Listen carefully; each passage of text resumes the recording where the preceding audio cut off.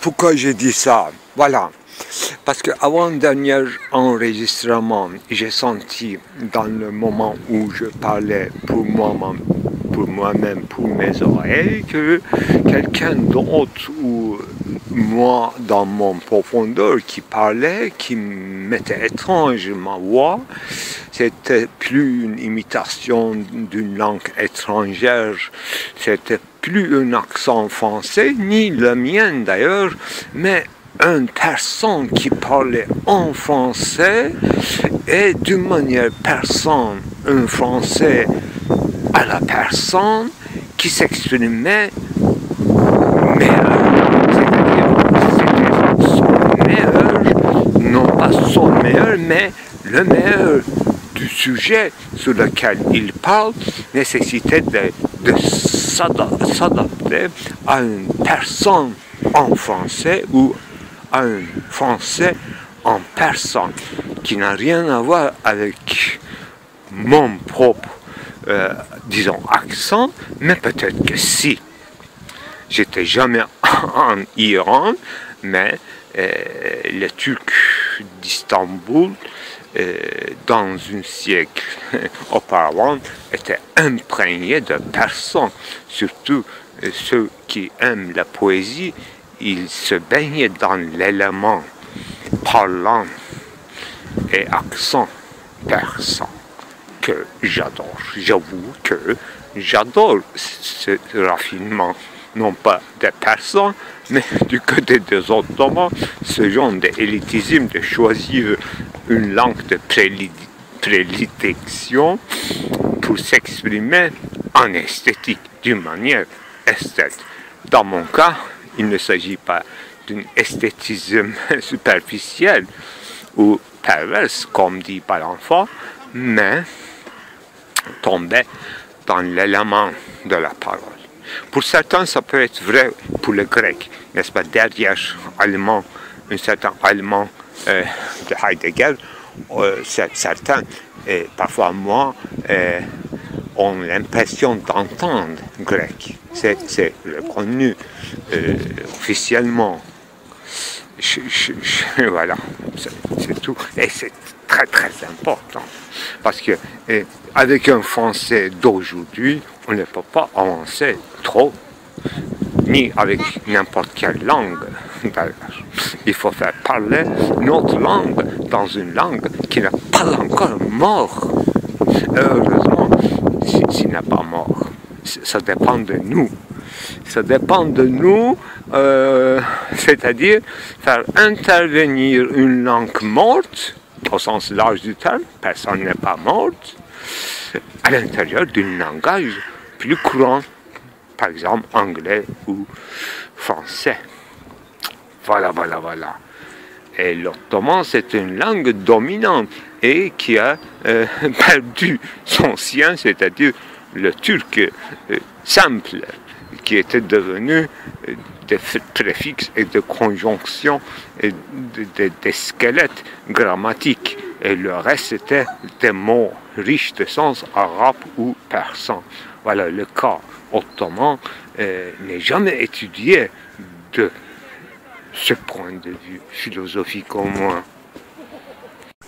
Je veux ajouter une dernière chose qui a en apparence rien à voir, mais un témoignage direct, non pas oculaire, mais auditif, disons. Dans les cours, dans les séminaires de Jacques Derrida dans le boulevard Raspail, moi j'ai assisté très rarement, en l'écoutant, qu'il a un accent en français. Quand il était très ému pour expliquer et exemplifier hors texte son propos, il devenait tout de suite un arabe maghrébin ou un juif maghrébin. Je ne connais pas la différence entre les accents français, mais comme il dans les coins, dans l'épicier arabe du coin, il était ému pour pouvoir s'expliquer. Donc, il prenait tout de suite un accent arabe maghrébin. Je ne sais pas si les juifs aussi comme ça. Et c'était étonnant, ça nous faisait rire de reconnaître cet état ému d'un arabe chez une grande philosophe, mais en pensant effectivement d'une manière, après des années, moi, d'où vient la parole pensante, autopensante du philosophe, et quel est le rapport de la voix avec être sexuel, non seulement sexuel comme mâle et femelle, mais un être sexuel en général, c'est-à-dire un être contextuel qui a un environnement, une puberté, une éducation, une vision du monde avant le livre ou avec les livres, mais disons, il a respiré l'atmosphère hors d'école et mise devant la porte de l'école, donc dans les marchés, près de son, je suppose, oncle tailleur, dans la ville, chez les commerçants. Il se promenait en regardant les soldats du Deuxième Guerre mondiale, etc. On ne sait pas ce qu'il a vu, comme dans un cinéma. Voilà d'où vient cet accent qu'il a entendu, qu'il a fait son sien, et qu'il a fait disparaître, et qu'il a gardé, qu'il a fait peut-être parler, ou c'est qui fait parler qui. Voilà ma question essentielle, et qui a un rapport avec notre propos d'individuation, à laquelle on peut finalement rien faire. Même si c'est très étudié, il y a une autre individuation très inhérente qui reste peut-être provisoirement, disons, de l'ordre de l'inconscient.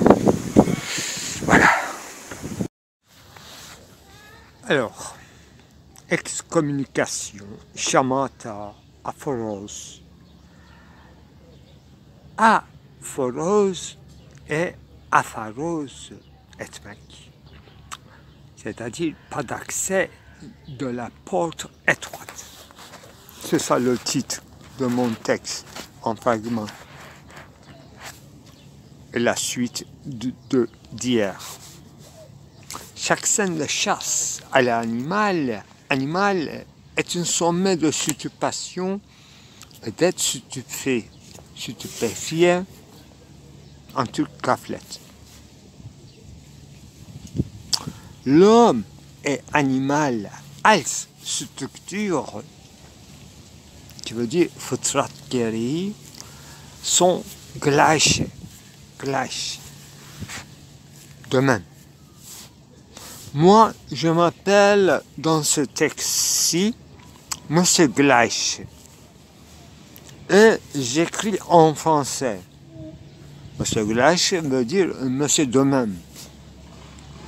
J'écris en français puisqu'écriture francique est plus aérée que notre train-train alémanique trop gothique et qui m'asphyxie en prononciation, alors qu'en mémoire de vue, elle donne une image plus juste et comédium, facilement traduisible à toute langue ethnique. Je parle de l'alémanique. Alors qu'en francique, je suis plus clair et concis, et par-dessus de le marché, j'aère non seulement entre Worten, entre les mots, parce que c'est une invention de faire un espace entre les mots que langue latine en écriture n'en faisait pas.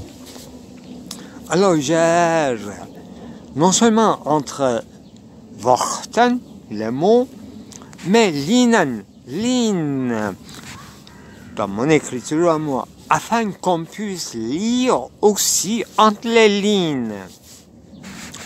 plus je m'adonne à la clarté, à la juste description, soit minimale, requise pour l'intelligibilité de ma poética, un peu insouciante, et qui se fait comme seul souci la surabondance, l'exhaustivité, mais tout dans une coulée fluviale Danube.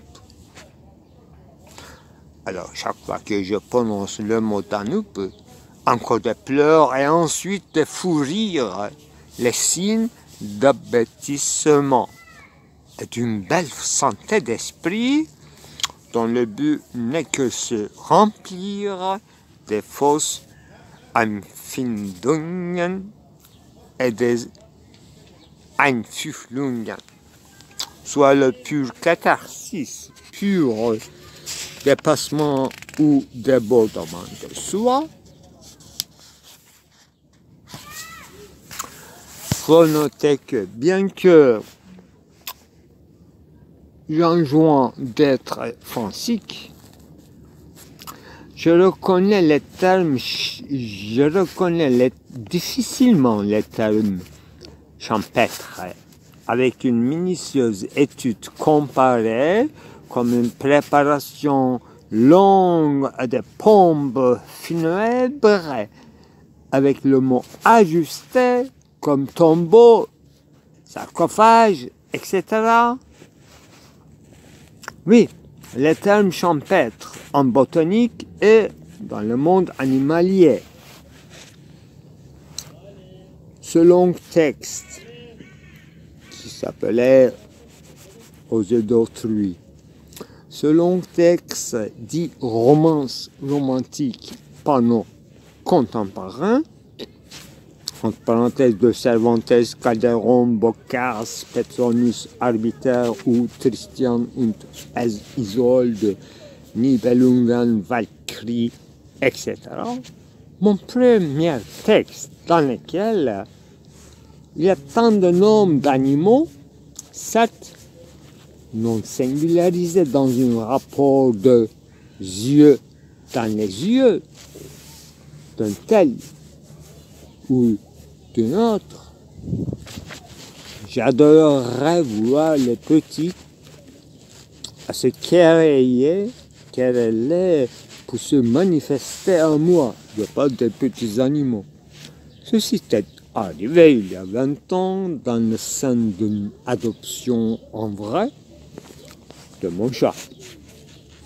Elle se manifestait comme Erasmus de sa vie de 3 semaines, qui nous a coûté, à nous les deux, 20 ans d'union civile. Alors, revenons-nous un peu à nos points de propulsion, Treib. Nous sommes redevables à ces scènes primitives, ce à quoi nous sommes atteints dans ce soir d'Abelland.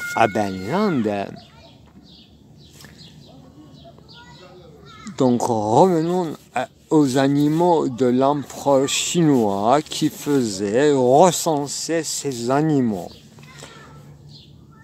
dans un conte de Borges. Comme nous avons nous aussi quelques genres d'animaux dans mon texte, à commencer par hirondelle, gibier, cerf et lucerne, tout sauf Lucifer, y compris unicorne et faisan. Pas de cigogne pour une fois, car il appartient à Heftpence, mon évachevé dont les signes me propulsent comme effet affecté qui pourrait faire recommencer, relancer autre œuvre, au sens d'être en enquête, au guet, vigilant, en halte d'éclosion. Pardonnez-moi d'être encore long et pédagogue, alors que je voulais simplement dire à tous que l'animal est peut-être notre seule et dernière religion. Pour nous, les incrédules, un échange, un rassemblement, une visitation, un dialogue dans lequel des médecins desquels, si un animal ne passe ou ne s'arrête pas, un moment, il n'y a pas de paix, Freiheit, la convivialité, paix voulant dire pour moi depuis André Chouaki qui a traduit en français le Coran à partir d'arabe, islam. La paix traduit comme islam. Plutôt l'envers. C'est-à-dire les désarmés,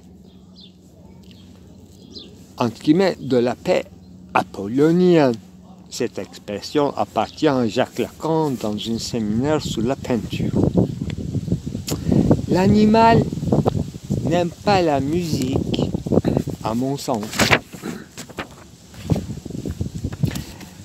Et il est indifférent à l'art, bien sûr. Il est enfui dans ses sommeils à Dieu, à son Dieu, seul pratiquant, d'où chaque acte d'avance est racheté, malgré tant de férocité pour survivre et essayer de s'égaler avec ses semblables, donc lâché, et surabandonné, et subordonné, oui, sans suite, et que tu es mangé ou laissé mourir son semblable, ou ces petites chassés. Malgré tout ça, les animaux et les plantes nous nous décorent. Les animaux et les plantes nous décorent et habillent. C'est de leur nudité et des ossements que nous nous alimentons, bâtissons, habillons et par onomatopée, par le cri que nous chantons nos bêtises. Un croyant, sa bêtise devient animal au sens spirituel. Sinon, il est dans la représentation mondaine. Trêve de plaisanterie pour le Dieu des Juifs, qui fait renommer les bêtes dans la Bible pour les subjuguer, pour les faire subjuguer à l'homme, si seulement si il était si facile, comme si c'était si facile. Mais permission est donnée dans la Bible, et le juif use Ersatz en allemand, des vicariants d'essence, comme n'importe quel despote, sensible comme tous les despotes, à ses nightmares, à ses cauchemars. C'est une sorte de citation de Bible encore. C'est pas disons à Daniel. Pourquoi un juif ne peut se fixer sur une idole? Pourquoi un juif ne peut aimer sa femme, mais ses enfants? Pourquoi un juif fait des transactions à longue durée en échangeant 1 kilo de blé avec 1 kilo de blé pour une durée de 4 mois ou 4 ans? Pourquoi, pour un juif, mentir à son prochain est utile et qu'un juif ne prie jamais à son Dieu, alors je donne la réponse. Elle en sphère. Car Dieu d'Abraham et de Moïse et d'Isaac ne sont pas le même glache. Dieu ne parle et n'entend français. Le tissu du cœur humain est à structure et insensible. Dieu, homme, monde, ces trois sont trois différentes entités qui ne se confondent. L'homme, comme Franz Rosenberg avec Scholem, via Benjamin, peut modéliser les rapports entre ces trois entités dont l'une est notre destinée, seule, sans aide de Dieu. Le rire juif est imperceptible, un rictus caché sous la barbe, comme masque de Zéus, c'est barbe. D'ailleurs, l'imberbe ne peut se cacher son éclat, immédiatement empiétonné et châtié, castré. Gianni Marione, Jacques Derrida et Jean Caputo des États-Unis. En enfer, avec John Hegel. John Hegel et ses copains d'Iéna. Collégialité de bizutage. Si Hölderlin était resté à Bordeaux, les cousins germains, Heine, que les autres jeunes turcs de Paris s'éparpillaient leurs agents d'État de leur provenance, à l'échange de leur mission de lointain observateur et chroniqueur à loisir, salaire pour ne pas publier tout, et 6 êtres au guet. J'imagine un Assad et un Husnu Mubarak. Reste un moment en continent Afrique, vous ouvririez les yeux pour autrui. Quand on prend conscience qu'il n'y a pas dehors du langage, avec tous ces cas limites, même leur petite au-delà, les marges et leur variation eidétique qui enrichit énormément, il n'y a pas de hors langage.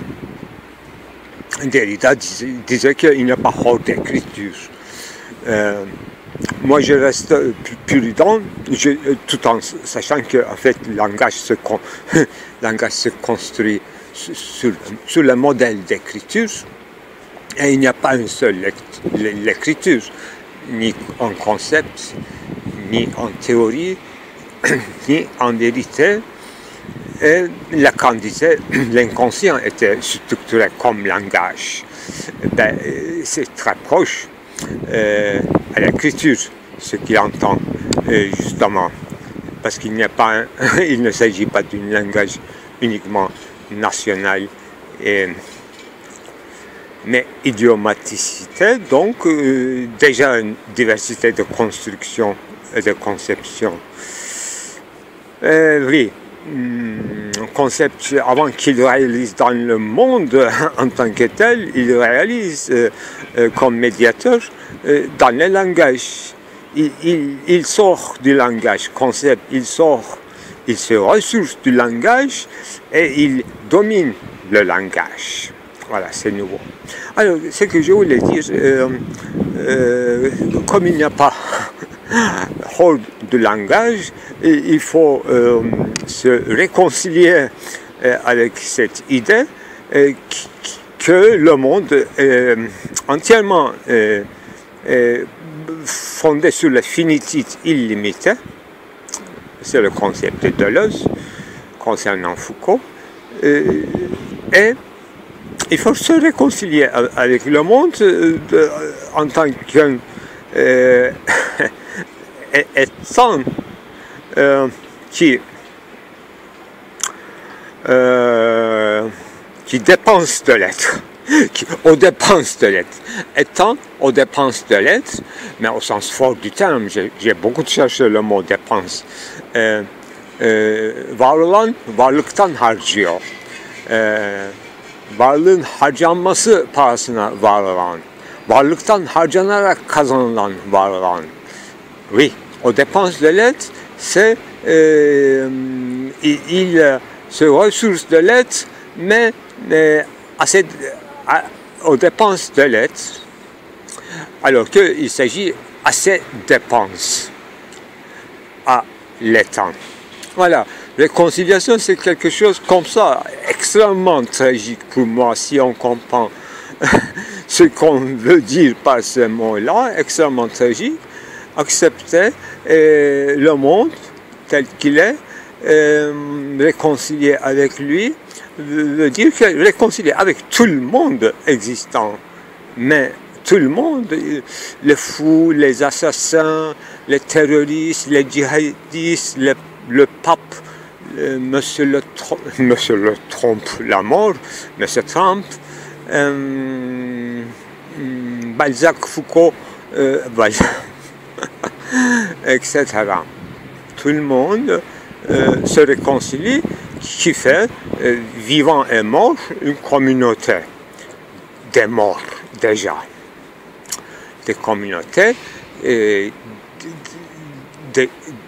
êtres voués à la mort.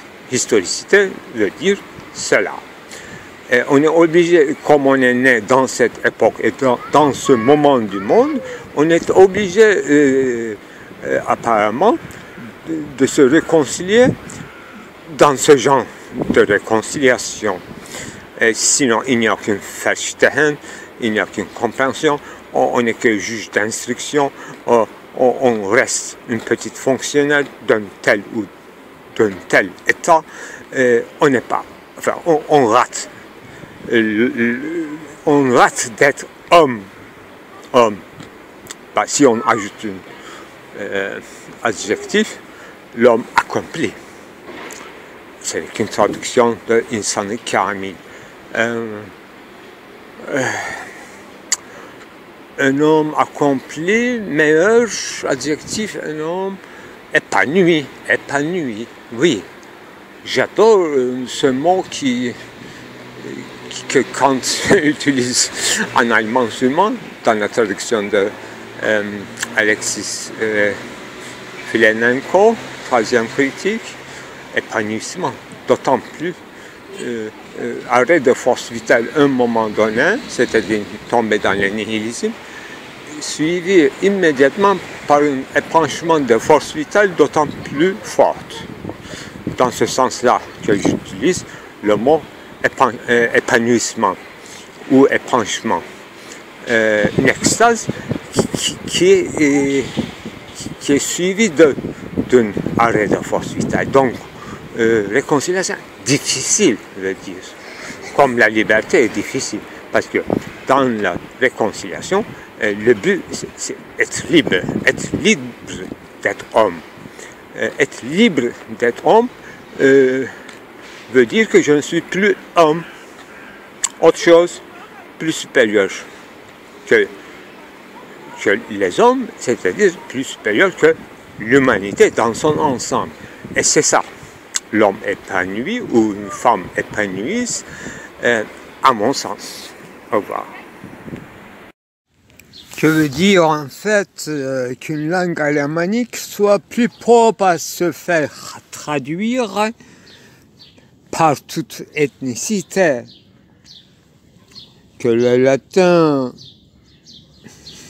ne se préserverait plus. Non, je ne sais pas. Est-ce que le latin se préserve? Non. C'est la langue alémanique qui a plutôt le problème. Mais je veux dire autre chose. C'est par toute ethnicité. et que latin ne reconnaît même pas.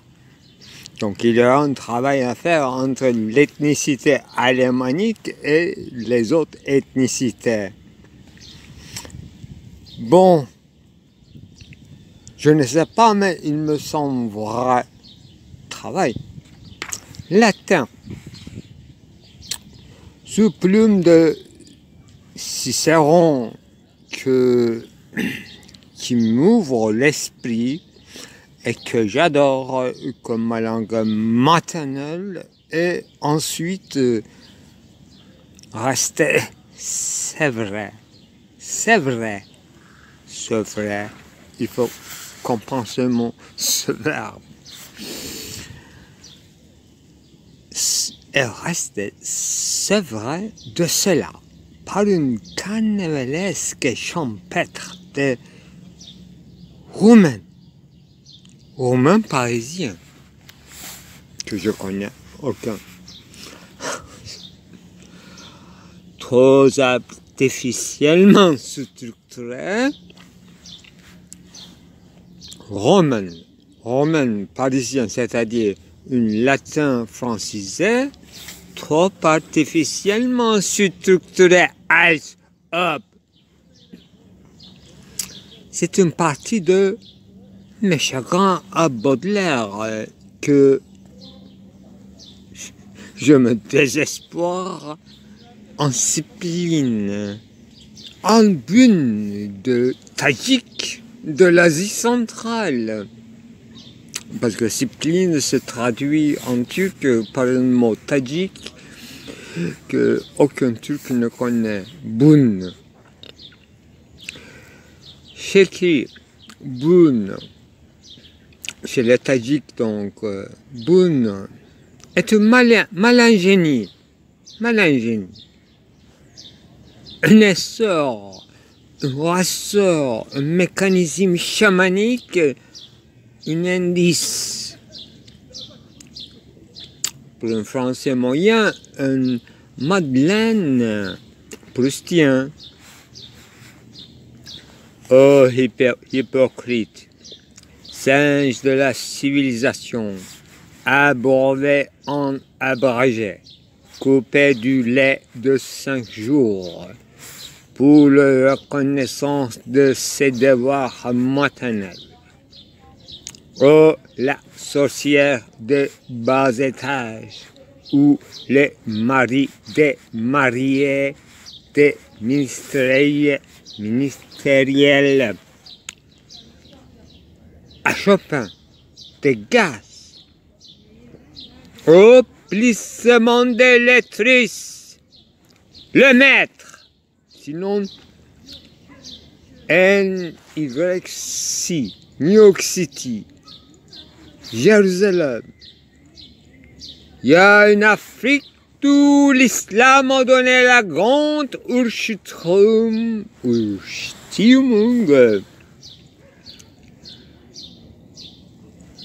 et Grundstimmung à partir de laquelle, par culpabilité, tu peux diminuer le nombre de mes femmes.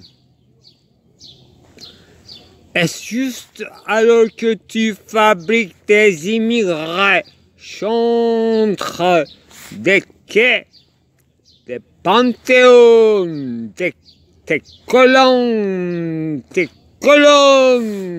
doriques, des orifilets, des orificelets de tes théâtres d'hommes de la rue Fustemberger, que tes lamentations en jochère humaine de protectorat, en langue savante de construction, des capitans en diamant d'Afrique du Sud, des marchandises à bon de tes très bons marchés de Tati bombardés pas le hasard de l'humanité de race et de Monte-Carlo et de tous les fils d'Israël en une seule boule de savon. La descendance horrible, en chasse de maladies chroniques de ta race, où la fraternité pour la haute saltimbanque bancaire à bourse se justifie de ta race inconnue. Tu n'es qu'un dieu, tu n'as qu'un dieu, et c'est ton effigie de compte bancaire jusqu'à une nouvelle ode. Ta race inconnue, je crois, à s'endoser à mes pieds de race. Ben, il y a une vie vitale. C'est par preuve que j'ai entamé cet enregistrement. Et dans mon tonneau, je suis dérangé, mais sans trop, parce qu'il a une distance et une bonne air en plein soleil, etc. Alors, dans le tonneau, ou bien dans son caverne, ou dans son monde de Sinaï, prenons comme exemplaire Moïse. Alors, il était dans l'isolation, jeûne et mortification, je suppose, et il attendait une certaine réponse de la part de Dieu, etc. Donc, ça prenait du temps. Il fallait attendre, mais son peuple lui attendait, mais le peuple quand même, il s'impatientait et ils étaient à la fin indifférents, ils ont retourné à leur vie quotidienne, c'est-à-dire sport, affaires, transhumance, etc. Et, entre autres, bien sûr, observer comme Skeptomena les cultes connus, habituels. Il ne faut pas dire qu'ils ont retourné à leur ancienne religion. On ne peut pas changer de religion dans une vie. Et tout le temps, il faut des preuves quand même tangibles. Et Moïse, il cherchait la preuve. Un certain cogito travaillait. Entre parenthèses, premier état, c'était Dieu, enfin. Je voulais commencer à mon discours ainsi, d'ailleurs, je me souviens maintenant, et donc on efface plein de choses pour commencer un discours plausible, publiable et tout. Donc, je voulais parler de Dieu en tant que collecteur de prépuce, selon la définition de James Joyce, qui existe bel et bien dans la Bible, Ancien Testament. Premier état, c'est Dieu qui collectait le prépuce, c'est-à-dire il collectait d'impôts. Alors, le plus sûr impôt comme une carte d'identité qui donne en distribuant des identités par soustraction, c'est-à-dire en coupant les prépuces. Donc c'est Dieu qui a besoin de prépuces comme un enregistrement démographique de son tribu. Donc il fallait compter, énumérer, recenser les membres du tribu. Combien de personnes m'appartiennent?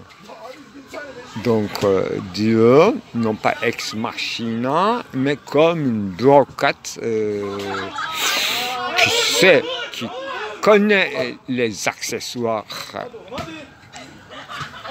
qui permettraient à accéder au cœur de l'homme par le prépuce. Et la femme appartient à l'homme qui manque de prépuce, etc.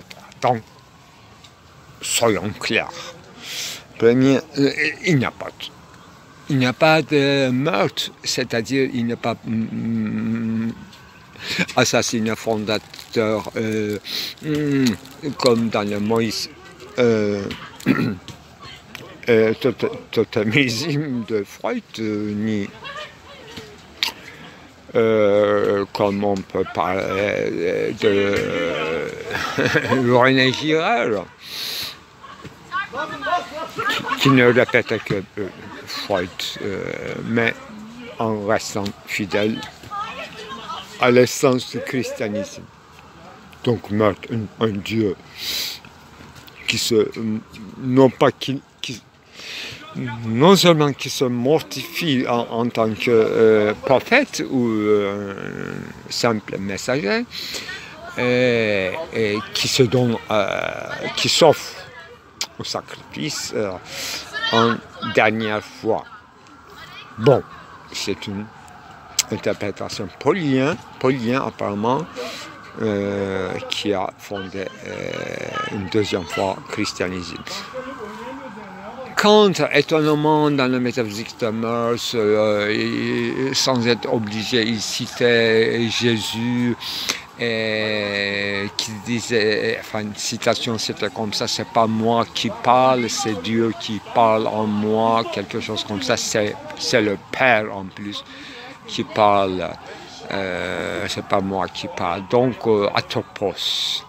Voilà, c'est pour dire que même, pourquoi Kant cite ça sans aucune raison, c'est montrer que la loi morale n'a pas besoin de messagers ou de enchâssures, c'est-à-dire des accessoires de la vérité.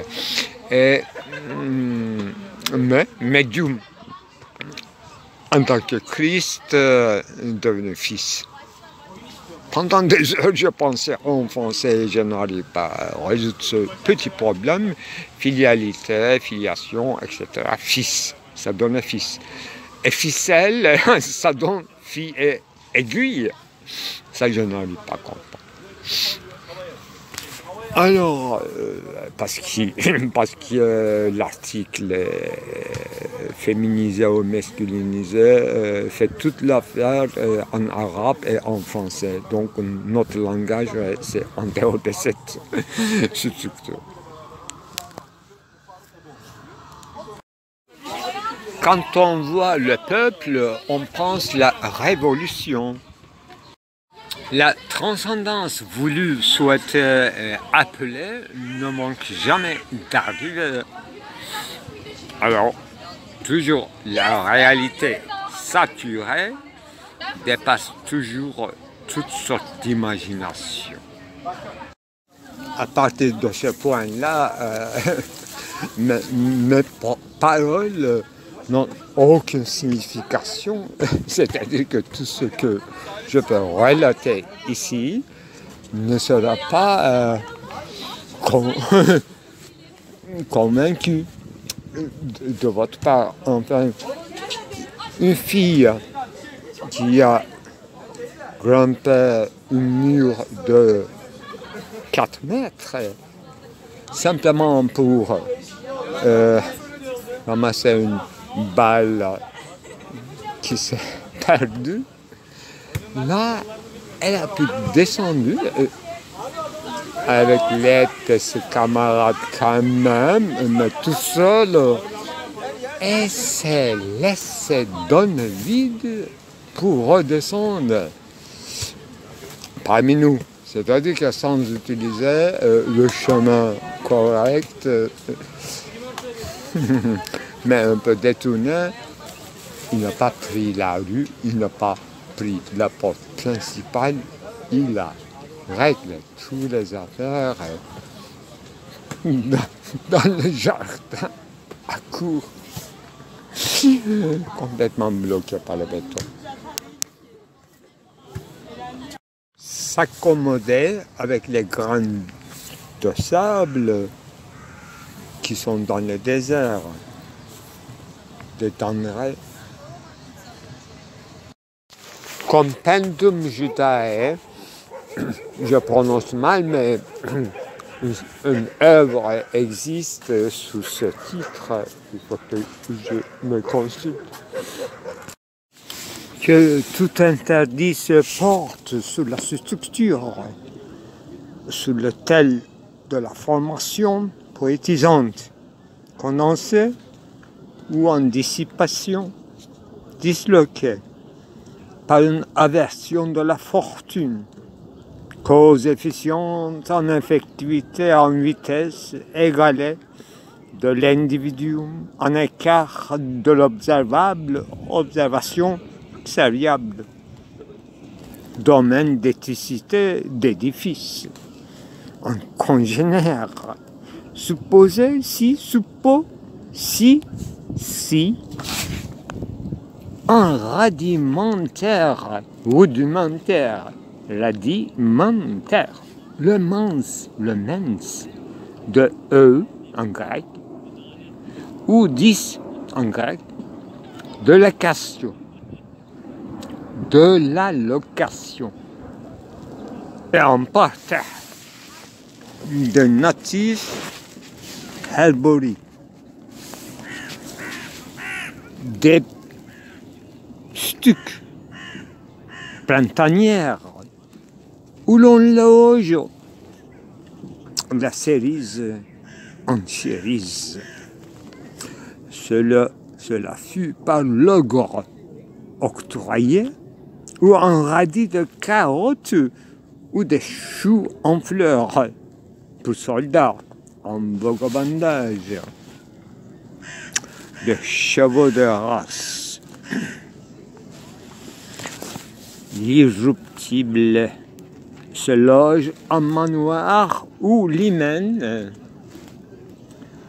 s'étoffe en bain et au coucher, une progéniture donnerait au sous-toit, si curieux d'en savoir, un treillis de bas bassin sous pain d'eau chaude et la friandise en vrac. Un giclet jamais mérité, sauf une dormition promise et à l'acte du matin, si seulement si la loi respectait la scolarité en lit, ses voix se multiplient en courant, en croisé, si le fillet s'infiltrait de pommes morsures aromatisées in extremis, ou la couche en lièvre se froisse, un gain renversé de tichique, en grec, ondulant, ordurant, s'il faut qu'un seau ou dossier se fasse en fond, en langrant supputé qu'aucun rat ou troué n'a d'autre sangrada familia que généré en tout de tôle, cité, l'âme ne coule, jamais n'éparpille d'un clin d'œil, mais attaché pour à jamais son dossier un peu molle et en rêverie de souffle, en serviette qui s'absorbe à petits bouts de pipette sans autre goût que goûter encore et encore, s'il permet une pousse de ses mâchoires.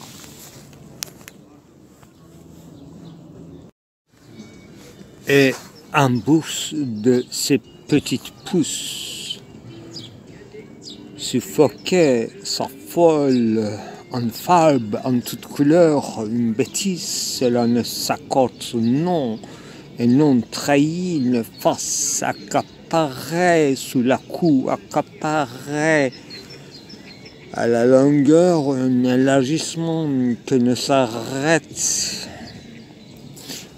que lampadaire sous coupe affolé en tol silence mêlé à un germe qui se goûte de toi en tol, et si jamais un soldat ne squintriait la voix en puits, sauf un tout en treillis et la couche un cauchemar en labarre et en eau d'hivernal en armure s'offre au plus bas étage de frémir frelons de fromagier et du pain en cœur consommable entier triade à infusion faite par soi-même imbibé, une véracité sous les yeux arcungiennes, en prière, un tiercé en temps de paix ne se figure, ne te figure.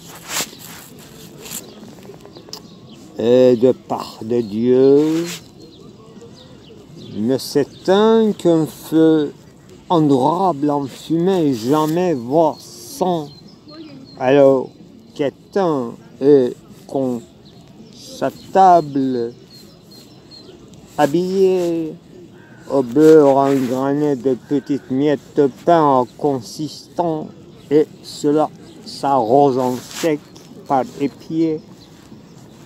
Si quand on combat et les jambes allongées, et si l'espoir, le désespoir fut exaucé, le combat, la grain était à jamais tombé au foyer, si aucun artillerie ne chambarderait la chambre au feu tamisé, et en haleine salivée, en transpiration et en lascif lin des chaussons en lâche carrure glissant, ne te confiez qu'une baiser furtive la fenêtre investie, un dispositif d'amour à quatre, la grave en prière, et ce toucher ne fut mortel et trop blessant, trop empoignant, trop serré, pour qu'une petite poussée puisse y passer. Non, renommés, tous renferment, comme cela a été, feinte, en dernière instance jamais voulu ni imaginé, mais si un divorce fut cela, et ton corps mouru, et ton corps meurt, je t'aurai à moi seul jusqu'à ta corruption. Tu m'appartiendras en chair et en os. Ta guerre, c'est moi, et je t'immortalise en tel balbutier de nos sangs et de nos frères, en Freiheit, en friandise de freundlich, et en cette lettre que tu m'as jeté des canons par-dessus des barrières et ton visière, et je t'ai vu. Je t'aurai en amour, Henrique, ton Jacques, je t'aime mon amour propre.